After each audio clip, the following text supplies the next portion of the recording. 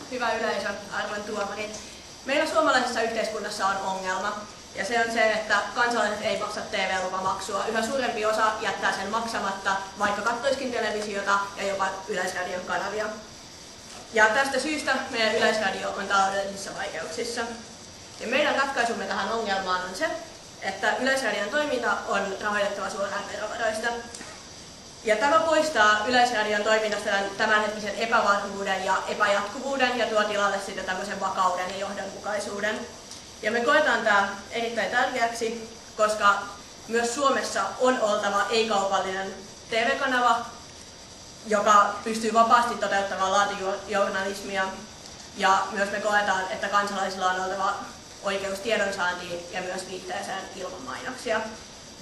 Tämä epäkaupallisen median rooli on erittäin tärkeä nykyyhteiskunnassa, jossa media yhä kasvavassa määrin toimii tällaisena vallanvahtikoirana ja kontrolloi kansalaisten tiedonsaantia. Me koetaan, että se on erinomaisen tärkeää, että se pystytään toteuttamaan ilman mitään tällaisia kaupallisia välikäsiä. Kiitos. Kiitos. Hyvät naiset ja herrat, arvoisat tuomaristo, vastustajat. Me ollaan sitä mieltä, että Yleisradion toimintaa ei voida rahoittaa verovaroista.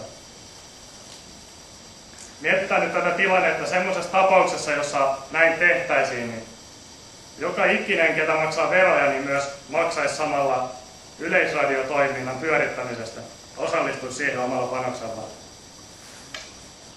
Te olette sitä mieltä, että nyt kun Yleisradio on selkeästi taloudellisessa vaikeudessa ja ketään ei kiinnosta maksaa TV-lupa, niin hyvä ratkaisu on sitten se, että pakotetaan kaikki maksamaan osa verovaroista sitten siihen toiminnan jatkuvuuden ylläpitämiseen. Mutta ei se homma näin toimi. Jos ei haluta jotain toimintaa rahoittaa, niin ei se nyt oikein tässä yhteiskunnassa auta, että pistetään verovaroista pakolla maksamaan se.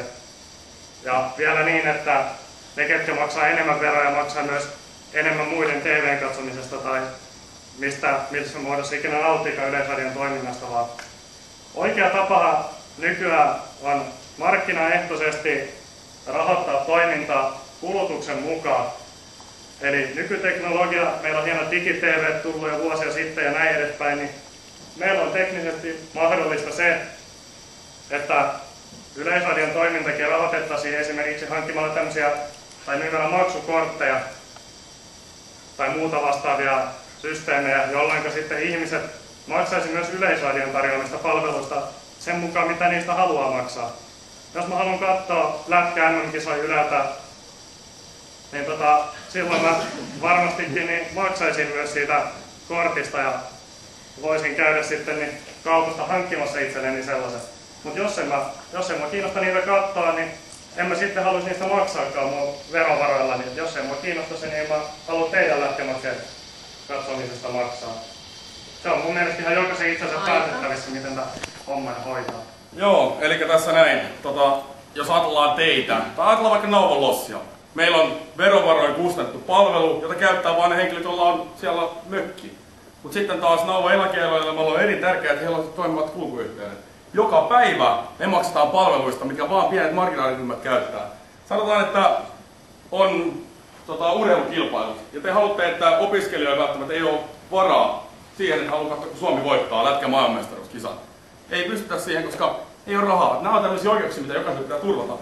Lama-aikana niin maksuhalut tuohon lepomaksuun niin vähenee entisestään, mutta puolueeton media on tärkeämpää kuin koskaan. Ja tälle tiedon saannille ei voida pistää hintaa. Jos me laitetaan markkinatalous päättämään siitä, että mitä media painaa, ajatellaan vaikka Yhdysvaltoja. Siellä on herra media, Rupert Murdoch, mikä omistaa ABC ja Foxit ja kaikki tämmöiset. Heillä on iso rooli siinä, että mitä tämä heidän kontrolloimansa media saa painaa. Suomessa verovaroilla kansa ostaa itselleen puolueettoman palvelun. Me rinnastetaan tässä meidän valtakunnallisesti toimiva televisiokanava Nauvon Lossiin. Se on ihan totta, että koska me ollaan tällainen sivistysvaltio, niin se on ihan hyvä, että me pidetään huolta myös vähäosaisista. Mutta mä uskoisin, että valtakunnallinen televisiokanava, joka on Suomen isoin mediakonserni, niin pysyisi hengissä ilman tällaista, että valtio koko ajan tekohengittää tähän järjestelmään. Totta kai tässä nykyisessä järjestelmässä saattaa olla ongelmia, mitä varten se ei toimi, mutta jos me lähdetään tällaiseen linjalle, että se mikä ei Suomessa toimi, niin tuetaan sitä verorahoja. Se mikä ei Suomessa kannata, niin annetaan vaan tukiaisia, niin homma toimii. Tämä on mahdollista toteuttaa muullakin tavalla. Esimerkiksi tämä maksukortti varmistaisi sen, että nykyinen televisiolupajärjestelmän ongelma on siinä, että kukaan ei tiedä kuka sitä maksaa ja sitä on hyvin hankala valvoa. Tämä maksukortti teki sen, että ilman tätä olisi käytännössä mahdotonta katsoa Ylen kanavia. Kiitos. Näin mitä urheilusta on paljon puhuttu. Tämä on sellaisia asioita, että olympialaiset, jalkapallokisat, ne on globaaleja tapahtumia, mikä luo jotain aivan uskomatonta yhtenäisyyttä kuin maailmaa ajatellen. Nämä on sellaisia perusjuttuja, mitä todellakin joka ihmisen pitää nähdä, jos haluaa näitä tapahtumaan. Se, että markkinaalit on eri asia. Siitä huolimatta formulat on maksukanavalla, eikö se ole? Ei, se ei ole sama vertaisi olympialaisen millään tavalla. Se on markkinoiden laji siihen verrattuna. Ja nimenomaan nämä suuret nimenomaan taataan tällä maksumallilla, mitä me tässä nyt ehdotamme. Yksinkertaisesti, koska tämä rahoituspohja, tämä on ainoa jatkuvuutta ja johdonmukaisuutta luova rahoitusmalli. Tämä nykyinen edelleen, tämä on vaan tämmöistä toivotaan nyt, että hyvän tekeväisyyttä ja ihmiset antaa sitä maksua. Jos TE-lupatarkastaja tulee nykyisin, niin ei sitä ovea edelläkään pakko avata. Tai nyt ei pääse tuohon kiinni. Tämä ei ole kovinkaan jatkuvaa, tämä ei olekaan johdonmukaista toimintaa. Sen takia kannattaa siirtää maksukortteihin. Maksukortit epätasa-arvoistaa tiedonsaantia. Kaikilla ei ole siihen varaa. Ja sitten taas tiedonsaannin puutteellisuus vääristää maailmankuvaa. Puhutaan puolueettomasta mediasta. Missä se on, jos ei ole verovaroin kustannettua oikeasti riippumatonta mediaverkkoina tai valvontaverkkoina? Mutta te puhutte nyt siitä, että ei olisi niinku puolueeton mediaa. Ihan varmasti puolueeton mediakin syntyisi, vaikka sitä ei, jos ei sitä niinku muuten olisi, jos yleisradiotoiminta jostain syystä lakkaisi, niin ihan varmasti ihmiset on sen verran niinku tietoisia asioista, että ne perustaisi tällaisen puolueettoman median ja sitä sitten lukee ne, ketä haluaa. Ja sitten se, että puhuitte noista, että olympialaiset ja nämä, niin pitäisi nähdä, niin ne tulee varmaan sitten jostain muusta kanavasta, niitä näkee lehdessä, internetissä, joka paikassa. Eli meillä on käytössä paljon muitakin medioita kuin TV, eli se, että nämä niinku... Ei Ylekaan pelkkää TV:tä. Ei oo, se on radio, se on arkistoja, palveluita, se on internetissä. Itse voi joka päivä. On TV3kin tietysti, monimedioinen, nettisivut, useat kanavat. Mutta pistetäänkö me hintaa sille, että kuka tekee tämmöisiä ohjelmia kuin MOT, mikä paljastaa kähmintää ja lahjontaa ja niin edelleen. Kontralla vielä puheenvuoro. Kontra, olkaa hyvä.